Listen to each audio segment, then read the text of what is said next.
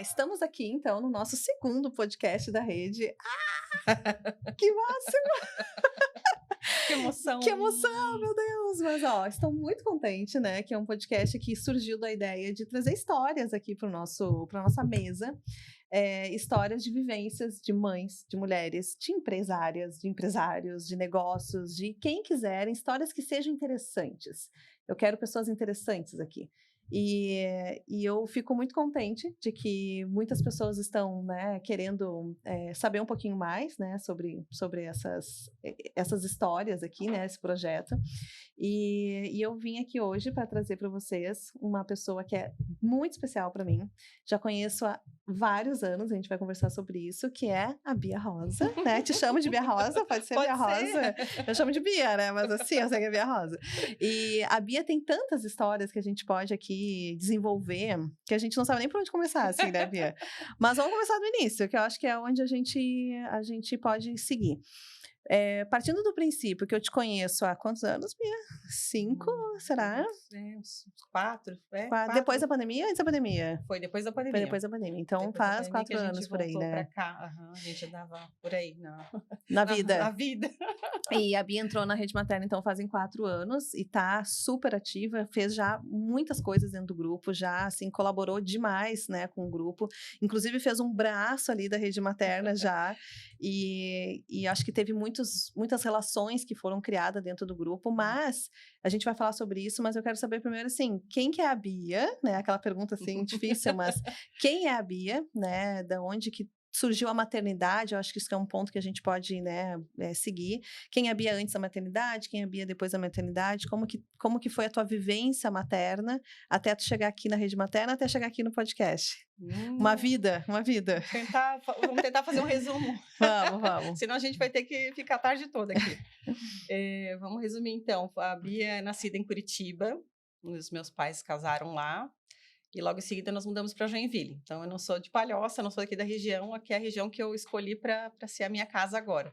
Mas antes disso a gente percorreu aí um pouquinho do Brasil, um pouquinho do mundo. Conheci meu marido lá e depois de alguns anos de casado, já formados, né? A gente teve essa iniciativa a gente decidiu, né, fazer uma aventura e migrar. Então nós fizemos um processo de migração para o Canadá. Era um sonho dele, morar fora. Não tanto o meu, mas eu embarquei junto com ele nesse sonho e abracei essa ideia e juntos a gente, né, iniciou o processo. Era na época um processo longo, né? Foram cerca de 2 anos nos preparando, enviando documentação, estudando francês, porque a gente decidiu emigrar para uma região que fala francês. O Canadá é um país bilíngue e em certas regiões, né, a língua primeira é o francês, que era no caso da cidade onde a gente decidiu emigrar, que é o Quebec. E depois de 2 anos recebemos o nosso certificado de seleção do Quebec e mudamos. E foi toda uma grande aventura, porque eu nunca tinha eu tinha saído de Curitiba bebê, me mudei para Joinville e com os meus pais, e de lá eu nunca tinha saído da mesma casa, né, ao longo de tantos anos. Então foi bastante difícil, foi um primeiro cordão umbilical, assim, vamos dizer, né, rompido ali. E foi muito interessante, assim, a vivência fora, mas também muito desafiadora, né? A gente foi, na época, não tinha... Hoje a gente já tem acesso rápido à informação, temos o Facebook, Sim. temos o Instagram, enfim, né? Eu tô falando de 2007, então lá era, assim, um outro grupo do Yahoo, né? Então, aluga um quarto com alguém, nem sabia direito quem que era, foi tudo muito... uma aventura mesmo, assim, né? Não conhecíamos ninguém lá, então não tínhamos ninguém para nos reportar chegando lá, né? Então, assim, tínhamos 8 malas e um sonho, morar fora. Que doido vocês foram, assim, né? Bem... Foi uma loucura mesmo, assim. Hoje pensando, né? Não sei se eu teria essa coragem, né? Mas lá nos meus 20 e poucos, né? Tudo era uma novidade, Sim. tudo estava valendo, né? E não tínhamos ideia se a gente ia para ficar, ia para voltar. Vamos viver, Que legal. né? E não tínhamos promessa de emprego, nada muito elaborado, né? Então, a gente chegou lá e alugamos um quarto. Começamos a entender um pouquinho como é que funcionava essa questão da imigração, de morar fora, né? E ficamos 8 anos lá. Meu marido conseguiu trabalho logo em seguida. A área dele, ele é designer gráfico, então é uma área que não tem conselho, ordem profissional. Então, facilita Sim, muito, né? sim. Até para quem gostaria, né, de um dia migrar, isso é uma informação bem importante.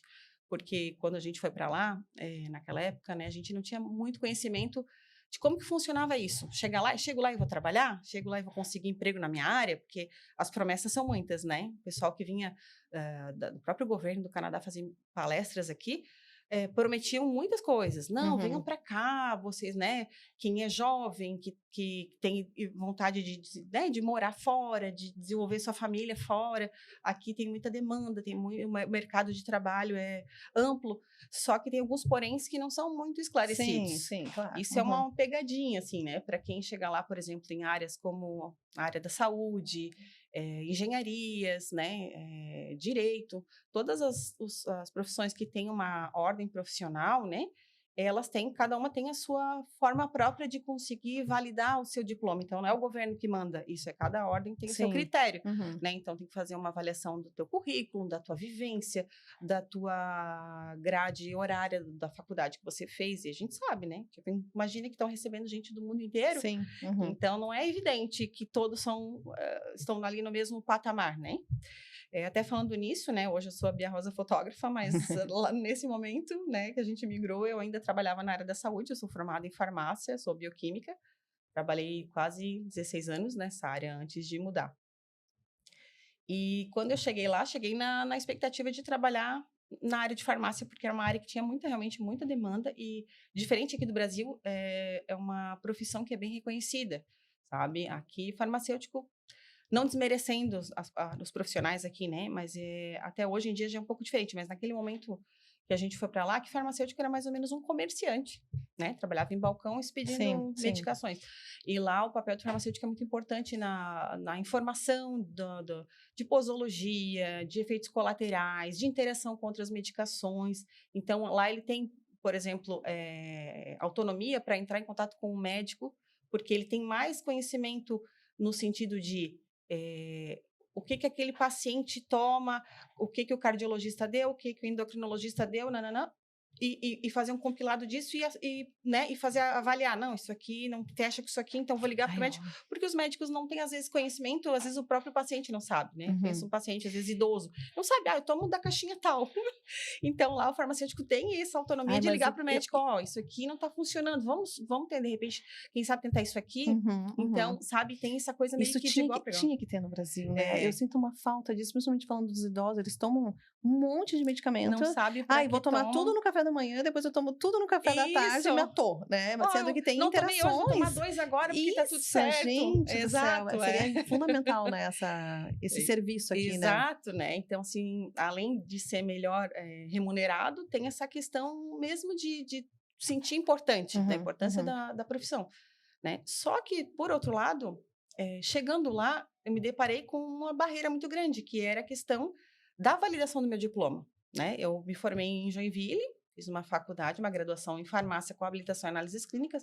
No Brasil, eu havia trabalhado dentro da área de laboratório, não tanto de farmácia comercial, né? Mas a ideia lá era trabalhar em farmácia comercial, porque lá são duas profissões diferentes. Diferente daqui, que eu tinha a graduação e especialização, lá laboratório era a área técnica, tecnólogo, e farmácia, graduação. Só que assim, não adianta eu chegar lá e fazer uma pós, não adianta eu chegar lá e fazer mestrado, eu tenho que ter uma graduação em farmácia para poder atuar. Pois para eu validar meu diploma, como eu já era graduada aqui, fui lá no conselho, né, lá chama Ordre Professionnel de Pharmacien, né, do Quebec. Gente, assim, praticamente eu teria que refazer toda a faculdade. Daí eu falei, nossa, eu tinha fazia, sei lá, 2, 3 anos que eu tinha terminado a minha graduação, não sabia se eu ia ficar lá para sempre. Eu digo, será que vale a pena eu investir todo esse tempo, né? Para quem vai para ficar para sempre, de repente é um ótimo investimento. Tu estuda ali 2, 3 anos, valida o teu diploma e tu recupera isso rapidamente, né? Mas como a gente não tinha muita ideia ainda, era tudo muito novo, eu acabei meio abrindo mão disso, né? E fui para a área de laboratório, trabalhando ainda como tecnóloga, fazia a mesma coisa que fazia aqui no Brasil, né? Mas não tinha um título de tecnóloga do Quebec. Era como se fosse uma técnica, mas executava exatamente as mesmas coisas que eu fazia aqui. E isso foi durante quase 8 anos, nós ficamos lá. E foi tudo, assim, uma vivência muito interessante, né? Apesar de não ter sido o meu sonho da vida, morar fora, foi uma coisa muito legal, assim, ter conhecido tanta gente de tantos lugares, culturas diferentes, porque lá é um berço de imigrantes, assim, então tem tudo quanto é, gente de tudo quanto é lugar do mundo que eu nunca poderia imaginar conhecer, Sim, sim. egípcios, do Sri Lanka, búlgaros, enfim, muitos árabes, marroquino, argeliano. Então, era Que no trabalho, massa. no meu laboratório, onde eu trabalhava, era uma torre de Babel, assim, uma vez nós contabilizamos mais de 100 nacionalidades dentro da empresa. Uau, que Era bem demais! E tu divertido. viajava bastante, assim? Tu tinha... Estando lá era um pouco mais fácil, né? Primeiro Uhum. que o dólar estava um pouco diferente, né? Naquela época, né? E ganhando em dólar era muito mais fácil, né? Dólar canadense, ele é pouquinha coisa de diferença entre o dólar americano, mas a facilidade que se tem morando fora é outra, Uhum. somente ganhando em dólar. Então, assim, fomos fazer viagens que talvez daqui a gente não teria tido Sim, condições sim. financeiras Uhum, para fazer, né? uhum. Então, a gente conheceu Estados Unidos porque é muito perto, né? Em Nova York, em Boston. Fomos para Cancún, né? Que era o meu sonho, conhecer Cancún. Fomos... enfim, vínhamos para o Brasil também, porque daí, como a gente tinha um tempinho de intervalo, eu queria vir ver a família. Claro, claro. Essa era a parte complicada, porque lá as férias eram um pouquinho diferentes. A gente não tinha, tipo assim, um mês inteiro já de cara de férias. Era gradativo. Conforme os anos numa empresa, você ia conquistando mais tempo de férias. Ai, que legal. Então, assim, era só depois de, acho que de 4 ou 5 anos que eu tive 4 semanas consecutivas. Seguidas. Uhum. Então, no início, a gente sempre queria voltar para cá, porque tava morrendo de saudade da família. Isso é muito difícil para quem mora fora, assim. Tem toda uma questão legal de estar conhecendo um lugar novo, estar aprendendo uma língua nova. É muito legal, é muito interessante mesmo, assim. Eu aconselho todo mundo ter essa vivência em algum momento. Mesmo que não seja para emigrar, para morar, mas para ficar um ano fora, 6 meses, Sim, sim. se tiver essa condição de fazer essa Uhum. possibilidade, eu faria de novo. Mas, assim, crescer, estar longe da família, né? Enfrentar dificuldades longe da família, isso tudo é muito penoso, assim. E tem coisas que não são mensuráveis, mas, por exemplo, tu poder chegar num ambiente, num comércio e falar a tua língua, não tem preço, sabe? É muito diferente, sabe? Às vezes, aqui a gente, com o olhar, a gente já se entende. Tu não precisa... E lá, mesmo depois de anos morando, né? Já falando fluente o francês, ainda assim, eu não sentia como não é como a língua materna, não é como a nossa língua. Uhum. Então, a cultura também é diferente, né? Então, por essas razões, assim, a gente sempre tinha muita vontade de estar aqui. Então, quando tinha oportunidade, principalmente no fim do ano, para quebrar um pouquinho o inverno, que é muito, muito frio lá, a gente dá um jeito de vir. Que temperaturas que dava lá? A temperatura média do inverno ali fica em torno de -15. Mas... -15? -15. Mas é engraçado que eu não sei se é a umidade, eu não sei explicar. Aqui é mais frio que lá. Tecnicamente. Diga isso, diga. Dentro de casa, sim. Mas assim, ó, mesmo com um bom casaco fora, tu não tem essa sensação. Porque aqui, quando a gente sai e tá 5 graus, 8 graus, é muito frio. As mãos, não sei. E lá, quando é -15, com um bom casaco, tu segura. Eu não sei se é... Sim, não sim. sei explicar, não sei se é a umidade do ar, eu não sei. Eu sei que, assim, o que era penoso, por exemplo, quando aconteceu 1 ou 2 vezes quando eu estive, durante esse período desses 8 anos, né, que eu senti -40. Esse dia foi insano. Tem dias que realmente, assim, tipo, tu ir da tua casa até o ponto da estação de ônibus, que dentro dos lugares é tudo aquecido. As escolas são aquecidas, Sim. metrôs, o ônibus, os comércios, tudo, né? Aliás, dentro de casa, tu é obrigada a manter a temperatura ali nos 20 e poucos graus. Porque imagina que até a água congelaria dentro da tubulação, se a temperatura não Meu fosse... Deus, -20. É terrível. E, então, assim, acaba se tornando um período de muita reclusão. A gente não tem vontade de ficar batendo perna. Tu vai trabalhar, tu sobrevive. Mas, assim, não é tão interessante. Sim, sim, É muito longo. Se fosse um inverno como o daqui, que dura 2 meses, acabou. Ah, tá. Mas começa a baixar a temperatura meados de outubro. Eu lembro porque eu estava grávida do meu primeiro filho, quando teve a primeira neve, né? Isso era 2010. É isso? 2010. Eu lembro que era, tipo assim, era festa de Halloween, e eu lembro que os primeiros floquinhos de neve caíram, por isso que eu tenho essa referência. E eu tinha recém sabido que eu estava, né, que eu estava esperando ele. E assim, já estava liberando 0 grau. Outubro, aí novembro, dezembro, janeiro, fevereiro, março, e às vezes neva em abril. Então, são muitos Uau, meses de neve e frio intenso. Então, não é como, o glamour de, eu vou passar um fim de semana no Chile, tomar o meu vinho, Não, tipo, são meses embaixo de neve e muito, muito frio. Não é agradável. Sim, Não é sim. glamuroso E aí tu teve o teu filho lá, então, a tua primeira gestação foi lá. Isso, Foi combinado, foi foi. Nós estávamos já há 10 esperado, né? anos, 10 anos já de relacionamento, né? A gente foi realmente assim, tá na hora da gente passar para uma outra etapa da Uhum. nossa vida, né? De casal. O meu marido mesmo foi super assim incentivador e foi tão engraçado porque eu tomei anticoncepcional durante muitos anos e eu achei que poderia levar muito tempo. Ai, essa historinha, né? E foi assim, ó, Nos eu pega, né? interrompi, passou acho que o primeiro mês, no segundo mês eu já foi tudo bem programadinho. Inclusive, eu sei até o dia que ele foi concebido, porque foi. Bia, deixa abaixo isso aí, Bia. Teve toda uma história de vamos lá, tem que levantar as pernas agora, botar um travesseiro embaixo. Fiquei lá igual uma tartaruga virado de casco para baixo. E no mês seguinte já falei, que dia Deu hoje? certo, então. Falei, Deu certo deu a certo, posição da... Para quem está tentando, ó, fica a dica, funciona. E aí, enfim, aí veio o Nicolas, né? Foi tudo certo, a gestação. Ele nasceu lá, Ele então. nasceu lá, ele nasceu lá e... Hoje ele tem quantos anos mesmo? Ele fez 14 agora, Tá. sexta passada. Tá. É um moço já, passou, já oficialmente me passou de tamanho. Ai, moço. E aí que começou a nossa saga, porque, primeiro, ter um filho longe da família e sem rede de apoio. Uhum. Isso é extremamente difícil. Acho que muitas meninas da rede enfrentam isso. Então, assim, eu senti na pele muito, assim. A minha mãe esteve lá no parto, ela na época ela não estava trabalhando, então ela se organizou, né? Ela já tinha visto e tudo, né? Ela já tinha ido algumas vezes nos visitar. Ela sempre ia no verão, ela falou, não me peça para vir no inverno, e por sorte o Nicolas nasceu no verão de lá, né? Que é meio do ano lá é calor, né? O oposto daqui. Então ela chegou lá, ela me acompanhou, inclusive ela assistiu o parto, ela e o meu marido também presenciou.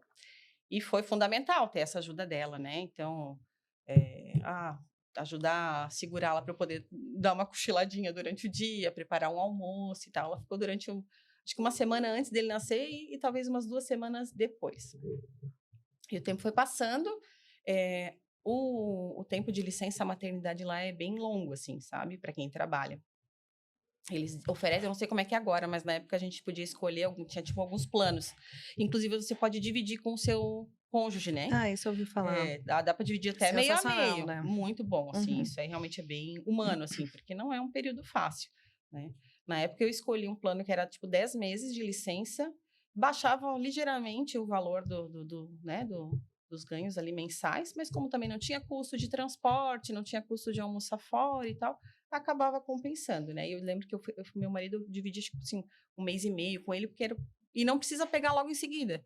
Tu pode programar, por exemplo, ele nasceu no fim de junho, mas o meu marido pegou esse 1 mês que eu fiquei só no fim do ano, que foi quando a gente decidiu vir aqui para o Brasil para apresentar o Nicolas para a família.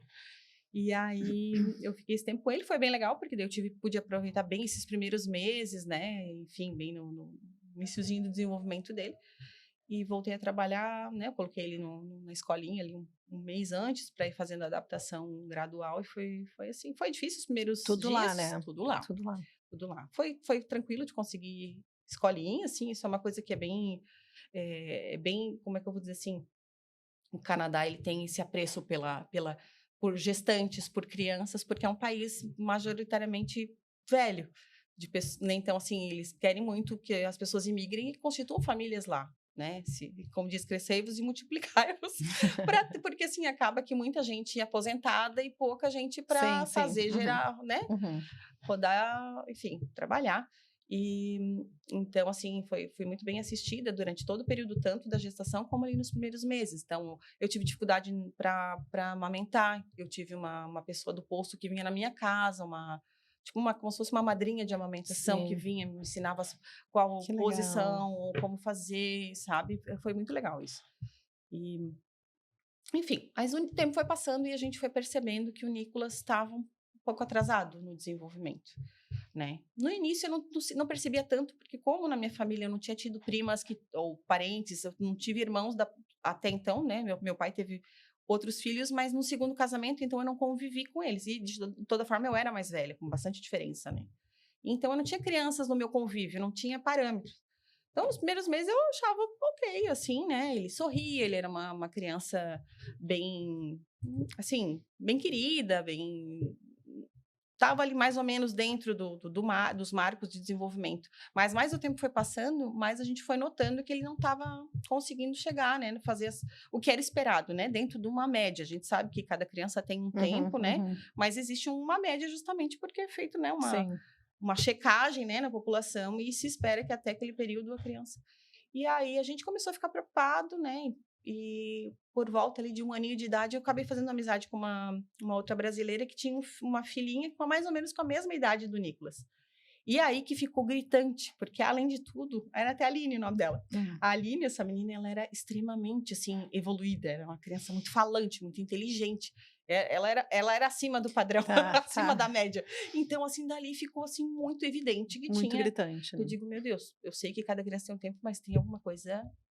E aí, sim, 1 ano ali é a idade que tu começa a esperar que a criança queira caminhar, queira, né, já se levante e dê uns passinhos, que ela comece a balbuciar alguma coisa, né? E a gente já percebia algumas coisinhas, mas como assim a gente não, como eu disse, não tinha parâmetro, até então parecia ser um pouco personalidade dele, não, né?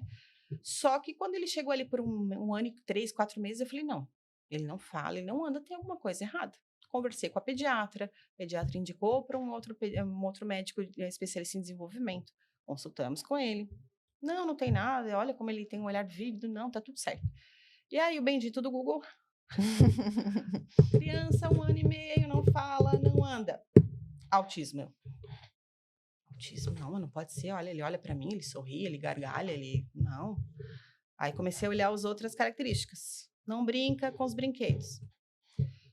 Você entra, ele não, tipo assim, não responde quando você chama pelo nome. Check. Parece que não escuta às vezes. Check. E várias coisas. Não aponta.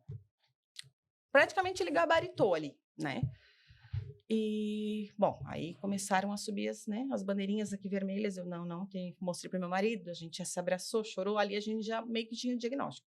Mas fomos fazer o caminho certo, procuramos uma clínica, né? Fizemos uma série de testes, né? Testes com métricas, né? Para poder... E tudo lá, e lá funciona super bem, essa busca, essa procura, tinha essa, como é que se diz? Esse suporte, esse suporte, exato. Tem 2 coisas, assim, interessantes. Uma existe sim serviço, né, que é oferecido gratuitamente, que é muito bacana, só que pela falta de profissionais, porque aí volta naquela questão que eu falei lá quando eu imigrei. O que acontece? Nós precisamos de enfermeiras, nós precisamos de psicólogas, nós precisamos de farmacêuticos, nós precisamos de médicos. Só que tu chega lá com o teu diploma e tu não consegue validar. Sim. Então, acaba que, imagina que tu chega lá às vezes com a tua família. Eu vou ter que abrir mão de trabalhar para voltar para uma universidade, terminar minha graduação, porque tem essa matéria aqui que não fechou. Porque não é assim, vou fazer 1 ano e acaba. Não, sempre é assim, porque um é pré-requisito da outra. Então, essa falta de profissionais acaba sendo... o tempo de espera é muito longo. Uma deficiência de profissionais. Isso. E aí, às vezes, a pessoa acaba, né, tendo que optar por fazer por outro meio. No caso, essa avaliação a gente fez particular. Por quê? Porque a gente teve, né, no posto de saúde, que chama CLSC, que eu não vou lembrar agora a sigla, né, em francês, mas é como se fosse o postinho, o postinho aqui que a gente tem. Aí lá no postinho eu falei, meu filho está com esse atraso, a gente está com uma suspeita, né, de algum atraso de desenvolvimento, preciso de... Não, tem que passar por uma equipe multidisciplinar. Tá, como é que eu faço? Você tem que se inscrever aqui e vai ter um tempo para ser chamado. Então, é assim, 1 ano, 1 ano e meio. E a gente sabe que os primeiros anos são muito importantes no desenvolvimento, né? A gente não queria esperar esse tempo. Então, a gente optou na época por fazer na rede privada. Pagamos, né? Fizemos o... Muito similar ao Brasil, assim, né? Isso, exatamente. Aí, na primeira avaliação dele, não foi identificado autismo. Foi identificado um atraso global de desenvolvimento, sendo que a fala era o mais prejudicado. E aí, na época ele tinha um pouquinho mais de 1 ano e meio. Nos instruíram a procurar no postinho uma fonoaudióloga e estimular em casa. Estimulem, falem frases curtas, frases simples, input, bastante informação para ele reter isso aí. E, de fato, funcionou, porque aí, como ele era muito pequeno, nessa época a gente não conseguiu nem na rede privada alguém que acompanhasse ele, tipo uma fonoaudióloga que acompanhasse. Então, a gente fazia em casa mesmo os exercícios e tal. E uma coisa que é muito legal de lá, que aqui não tem, por exemplo, então, né, aconteceu isso, então nesse tempo de fila de espera, não dá para fazer nada? Tinha, por exemplo, tinha ah, não era bem uma clínica, uma espécie de clínica, que tinha uma psicopedagoga, que tu ia lá uma vez por semana, mas era grupo, não era atendimento individual. Então, lá eles trabalhavam a autonomia da criança, desfraude, o que a gente pode ajudar. Então, eles iam Que dando umas pinceladas, interessante, muito bom isso. tipo uma mentoria para os pais, assim, Aham, sabe? Um aham. momento para as crianças interagirem. Então, tinha lá crianças com TDAH, com autismo, tinha outros deficiências e tal. E acompanhando essa criança até ela conseguir Um entrar diagnóstico e que até ela ter interessante, isso, legal. bem legal. E também teve, por exemplo, uma psicopedagoga que veio em casa. Então, quais são as maiores dificuldades do Nicolas? A gente não consegue que ele vá para a escola sem toda criança tem dificuldade, né, ali naquela Sim. no início ali na escola, né? Mas ele assim era um pouco exacerbado ainda. E aí, então, vamos fazer quadrinhos de imagem, que isso aí vai deixar ele um pouco menos ansioso na hora de ir. Então, Sim, fazia lá as facilitando. pictogramas, coisas que, né, hoje a gente faz com os profissionais, né, que atendem, ela fazia isso gratuitamente. Então, isso foi bem legal, nos ajudou bastante. E ele ficou 1 ano nessa fila de espera para fono, e enquanto a gente ia fazendo as estimulações em casa. E aí, nesse ano passou, a gente até veio para o Brasil, tudo, ele começou a falar. Mas a fala eu ainda achava meio estranha. Uma fala sem musicalidade, uma fala meio dura, assim. E daí a gente falou, tá, então vamos ver o que a gente pode fazer. Aí voltamos do Brasil, ele tava, aí tinha passado exato 1 ano, estava com 2 anos e meio, a fono do postinho nos chamou para fazer um teste. Fez o teste e tal. Aí ela, assim, me ligou, depois que terminou o teste, me ligou em casa. O Nicolas, ele gosta de ficar girando rodinhas. O Nicolas ele tem alguma coisa de ficar enfileirando. Eu disse, olha, a Thais achando que ele é autista, né?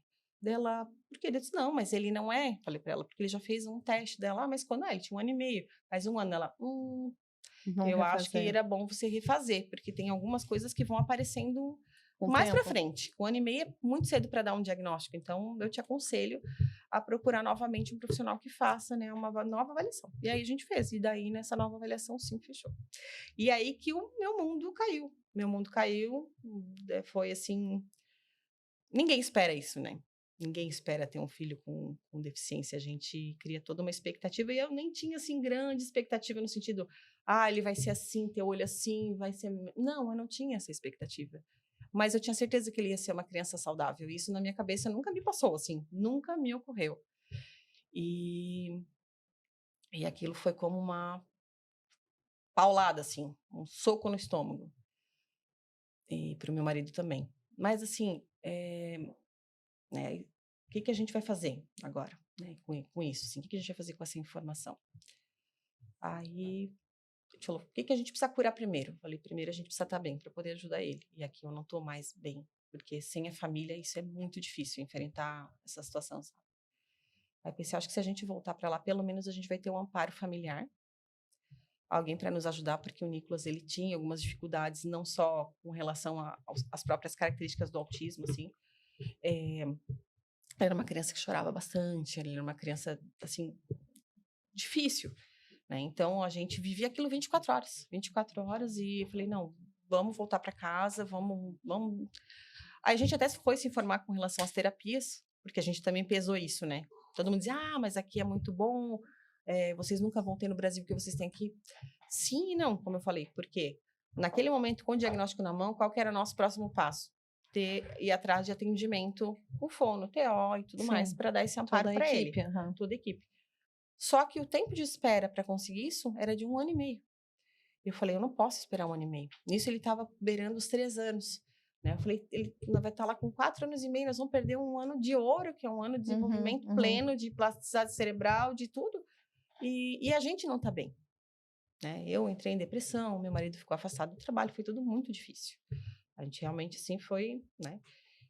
Enfim, mas como a gente não pode ficar agarrado às nossas dores e se esconder do mundo, né? Passado aquele choque inicial, vamos à luta, vamos fazer o que precisa fazer. Ele precisa da gente, né? Ele também não escolheu, né? Então, a gente decidiu voltar, vendemos, nós tínhamos casa, a gente tinha uma vida bem estável até lá, né? Não era uma vida luxuosa nem nada, as pessoas acham que vão mudar para outro país e vão enriquecer, não é bem assim. Mas a gente tinha uma vida estável, né? Poderia ter ficado tranquilamente lá. Mas aí, com esse tempo de espera, a gente falou, não vale a pena, né? A gente precisa estimular ele desde já. Vendemos a nossa casa, vendemos nossos carros e voltamos para cá, mas assim, sem muita expectativa, assim, né? Tipo, vamos ver. Se a gente, pior dos casos, a gente volta, porque agora, né, já temos a cidadania, o Nicolas ter nascido lá já é canadense e tal. E deu tudo muito certo aqui também, sabe? Então, fica um pouco da saudade do que a gente viveu lá, mas aqui a gente se sentiu muito mais amparado, porque a família. Ele tinha quantos anos aqui? Ele chegou aqui com 3 anos e... Ah, ele já tinha 3 anos e meio, porque daí nesse tempo do diagnóstico ele foi um pouquinho antes ele completar 13, e daí o tempo da gente fazer todo o processo de vender nossa casa, organizar nossa vida lá, para poder vir, né? A gente voltou, chegou aqui em novembro, tipo assim, uns 4 meses depois do diagnóstico. Era tudo muito recente ainda. E aí seria recomeçar a vida aqui. Eu ia trabalhar na minha área, né? E o Álvaro na dele. O meu sogro, na época, ofereceu um local pra gente ficar, temporário, até a gente se, né, decidir se ia comprar alguma coisa, enfim. Ali em São José. Aí a gente deixou de voltar para Joinville e decidimos nos mudar aqui para a região. Né? Primeiro lá em São José, meu sogro tinha comprado esse apartamento. E foi assim, um mês depois que a gente voltou, né? Eu tava assim, era um apartamento novo, então não tinha mobília, aquela coisa toda. Vamos atrás de marceneiro, vamos atrás de loja, né? E eu tava me sentindo muito mal, assim, eu tava meio, assim, estressada e tudo. Eu falei pro meu marido, eu acho que eu tô com uma gastrite. Outra velha história. A gastrite. Que dia que é hoje, né? Fazendo os cálculos dele, sei lá, dia 20 e pouco. Eu disse, meu Deus, a minha menstruação devia ter vindo anteontem. Batata. Vim com um projetinho encomendado lá do Canadá, completamente sem me organizar. Esse não foi nada planejado. Foi bem difícil, porque eu tinha recém tido um diagnóstico, ainda estava processando e digerindo aquilo, né? Ele tinha 3 anos e meio. 3 anos e meio. E eu engravidei. Foi um período bom, assim, avaliando hoje de fora, né? Hoje eu consigo ter essa maturidade de pensar, não, foi bom.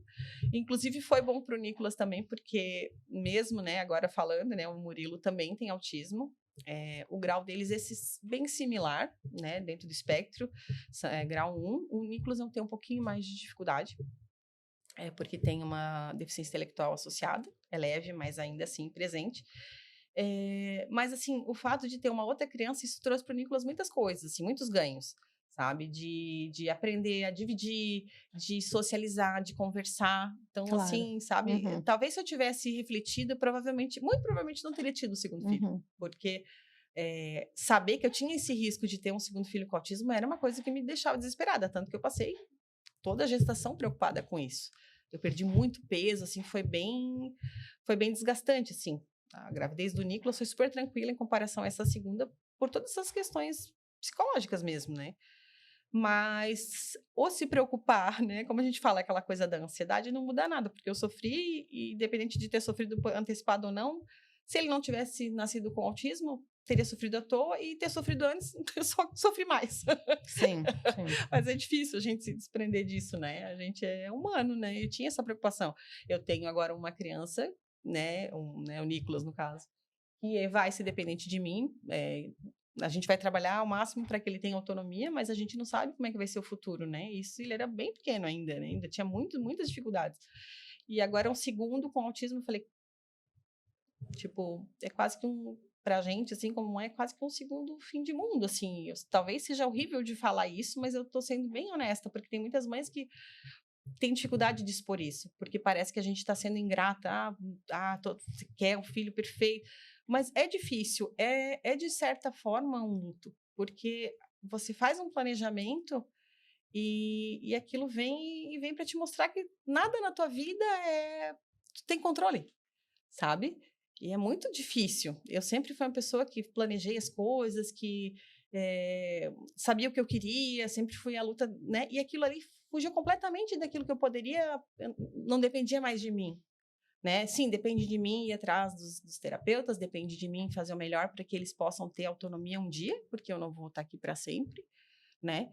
mas tem coisas que fogem do controle, e isso tudo foi um aprendizado para mim, porque até então eu achava que eu poderia fazer qualquer coisa e que, entende, que eu era dona do meu nariz, do meu mundo, e agora não é bem assim. Então isso foi como eu digo, uma paulada, assim, tu diz, pá, não é fácil. Daí quando veio o Murilo com esse diagnóstico, eu digo, e agora, que são 2, né? E aí eu tive o maior dos aprendizados da minha vida, que é viver o hoje. Parar de ficar olhando para o futuro e criando cenários.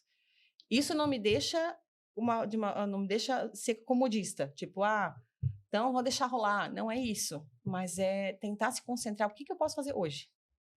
E não ficar sofrendo por aquilo que eu não posso, por aquilo que eu não tenho domínio, que eu não tenho alcance. Então, hoje o que eu posso? Hoje eu posso oferecer terapias, que bom que eu posso, né? Eu troquei de profissão, porque dentro da área da saúde eu não consegui me organizar para ter tempo para levá-los para terapia, para acompanhá-los na escola como precisa, porque requer bastante esforço, bastante tempo, bastante energia, né? Então, tem um trabalho de 8 horas diárias e mais plantões, fim de semana, como era antes, né? Eu já não Isso não tem conseguia. como.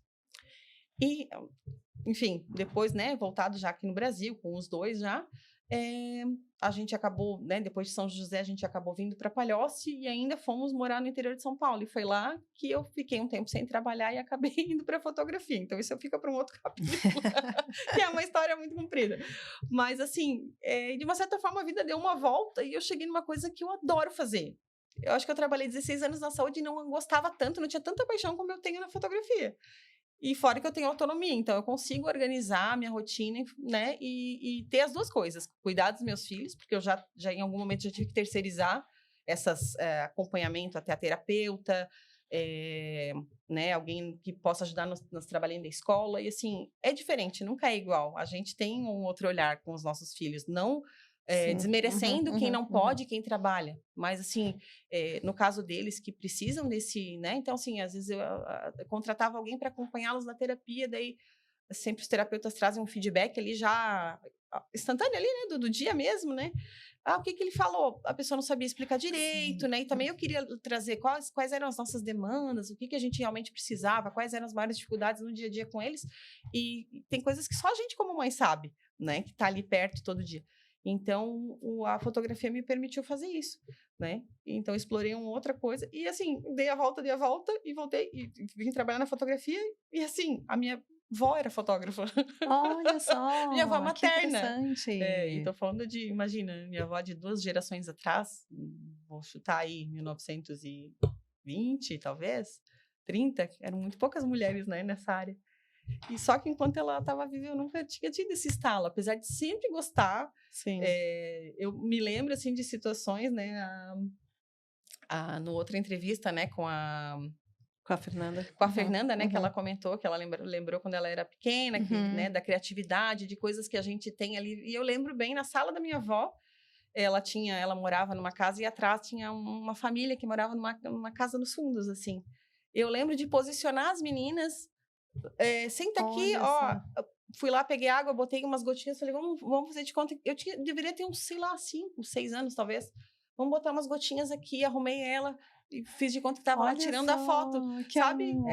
E tipo, o tempo passou e nunca tinha me ocorrido de trabalhar. Vê que teve que dar uma volta inteira na vida para chegar nisso, sabe? Então a vida ela é muito Mas interessante às vezes, né? isso, mas como é interessante a gente voltar para nossa infância, perceber algumas coisas que a gente fazia na infância, até para a gente passar para os nossos filhos agora, né? Exato. Então, às vezes, assim, o teu filho, por exemplo, o meu agora, né, o Augusto, ele não quer fazer atividade física nenhuma, não quer para fazer nenhum tipo de esporte, nada.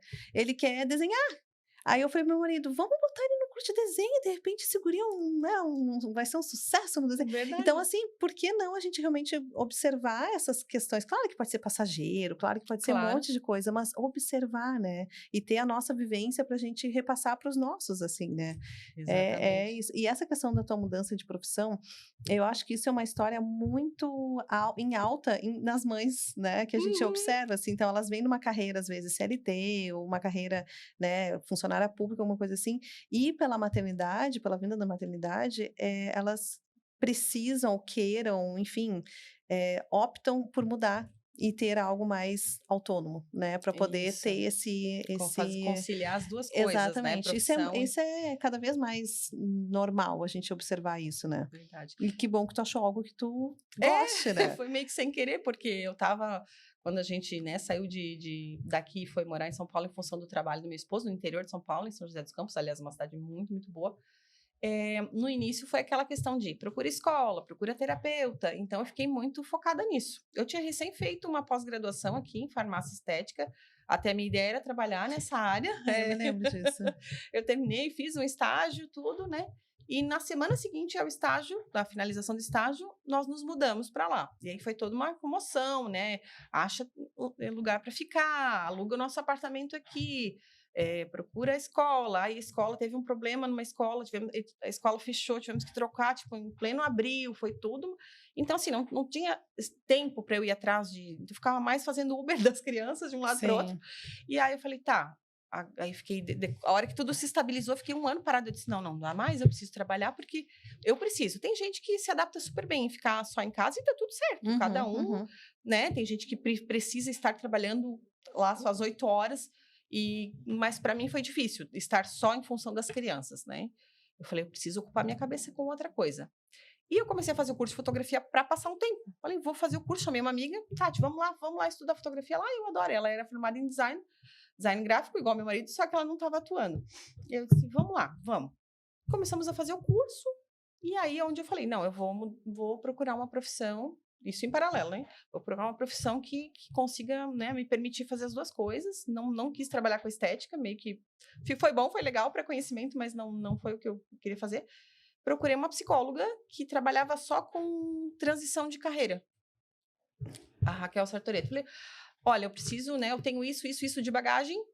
E daí ela fez vários testes de personalidade, perfil, né? Para ver o que eu me encaixava. E fazendo o curso de fotografia aqui para passar tempo. E eu eventualmente conversava com ela. Raquel, hoje eu fui fotografar, hoje a gente foi no parque e tal. Daí ela, tu já percebeu como teus olhos brilham quando tu fala do teu curso? Eu disse, não. Disse, por que tu não trabalha com isso? Eu falei, não. Imagina, não faz sentido. Claro, menina, faz. A gente já tinha feito todo um projeto para trabalhar numa outra coisa, dentro meio que da área farmacêutica, mas não lá 8 horas por dia, é uma coisa que, né? Mas, e eu disse, ela te dá um período, te dá um prazo aí. Escolhe aí, era tipo início, até junho, julho, se tu perceber que não engrenou, tu volta, que a gente dá continuidade, não tem problema nenhum. Eu, tá bom. E aí ela conseguiu, os primeiros clientes meus foram através dela. E eu nunca mais voltei. Que legal. Faz quantos anos? Pouco mais de 5 anos. Foi quase o mesmo período que tu tá por aqui, então, né? Foi, porque eu comecei lá, daí a gente ficou 1 ano e pouco lá, daí meu marido, eu troquei de emprego, vamos voltar para Palhoça. Ok, vamos. Então, agora mudar já ficou uma coisa mais tranquila para mim. No início foi difícil, agora eu digo, tudo pode mudar, e eu perdi esse apego às coisas, no sentido assim de, ai meu Deus, mas se eu tiver que trocar de profissão, ai meu Deus, mas se acontece... Não, sabe, tu vai lidando, as coisas, as adversidades vão acontecendo e tu vai se moldando, vai se adaptando e tá tudo certo. E olha, hoje trabalho no que eu gosto, moro num bairro que eu amo, conheci mulheres incríveis nesse grupo. Tô jogando meu vôleizinho, que eu adoro.